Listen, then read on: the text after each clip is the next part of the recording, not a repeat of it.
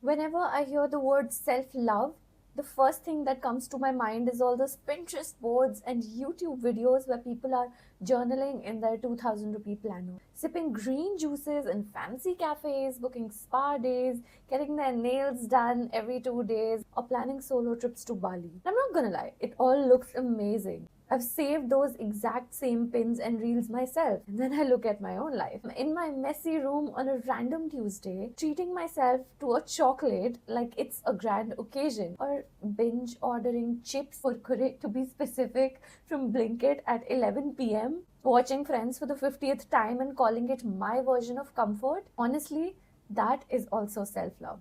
In its own small way, but it is.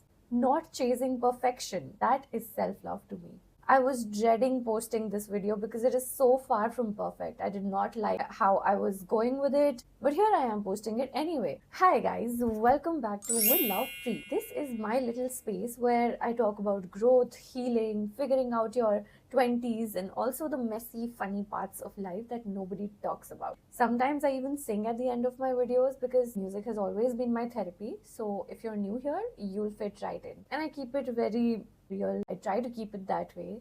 So today I want to talk about what self-love actually looks like when you're trying to make it on your own and you're not like super rich, when you're still figuring out your career, when you have bills, EMIs, and you cannot afford Bali trips. Basically, how to love yourself without burning a hole in your pocket.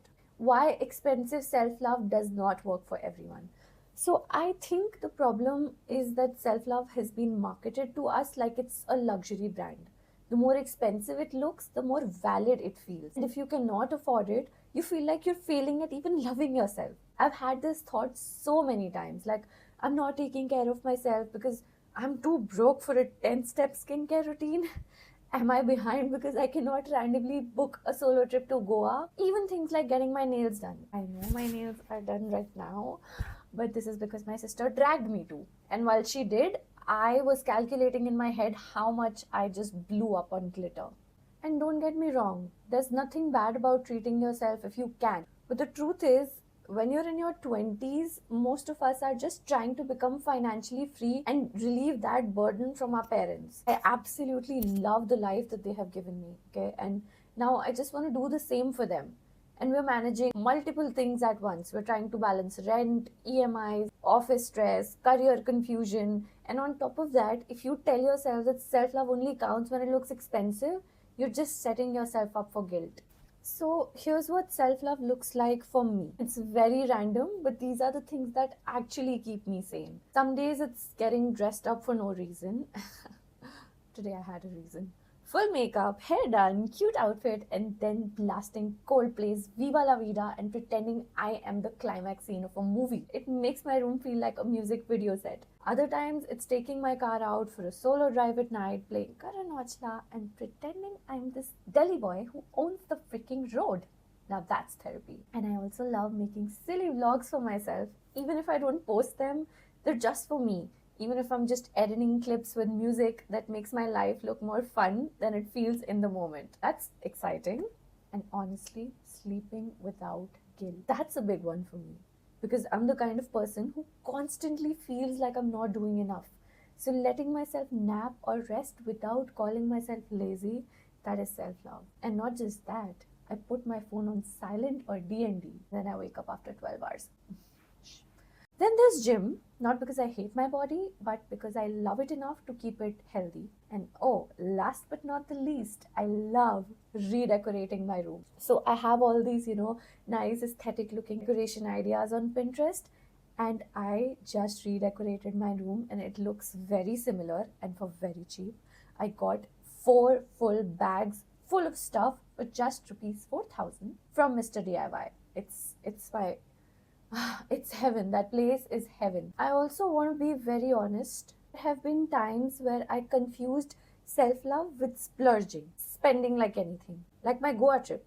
I thought I was going to keep it under budget. Of course I did not. I ended up spending double, maxing out my credit card and not being able to pay it back on time. I was so damn scared to even tell my dad or brother about it.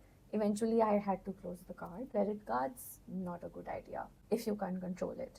And that's when it hit me. All these manifestation quotes like fake it till you make it sound amazing on Instagram, okay?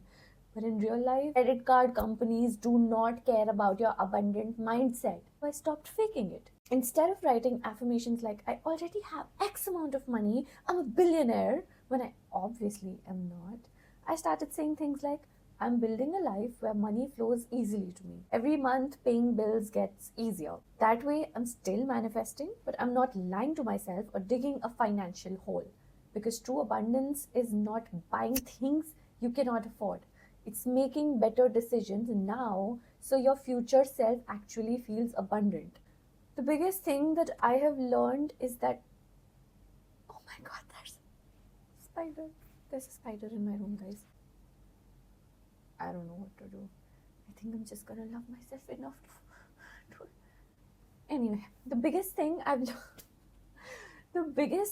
I have learned is that self-love is not conditional. You don't only love yourself when you've lost weight or when you get that promotion or when you can finally afford luxury skincare. You love yourself when you're broke, when you're confused, when your room looks like a disaster, when you're binge eating kurkure, because that's when you actually need it. Self love, in my opinion, is taking care of your body with balanced meals instead of punishing diets. Showing up at the gym or going for a walk because your health matters. Being there for yourself when you're breaking down instead of judging yourself. Investing in yourself, whether that's buying a book or a flower, learning a new skill, or working on your passion project. Most importantly, putting yourself first without guilt. That is self love. My version of self love does not look like a Pinterest board yet. It looks like random chocolate orders, solo drives, dancing in my room, buying cheap fairy lights, and sleeping without guilt. And that's perfectly fine. Because the whole point of self love is not how aesthetic it looks. It's whether you're showing up for yourself every single day, whether you're reminding yourself, I matter, I deserve care, I don't have to wait for the perfect version of me to feel loved. Honestly, the more you practice this, the more you are aligning with the dream life that you're trying to manifest. And one day, you will have those spa days and trips. But even if you don't have it right now, you already deserve love. And if even one part of this made you feel a little better, or if it resonated with you, make sure to drop a comment because even one single like or comment matters a lot to me. With love, Bree. Oh, and Bree looks nice today. And I just want to flaunt what a nice outfit I am wearing. Guys, and I love it. I love it. I look like I'm a freaking CEO of the company.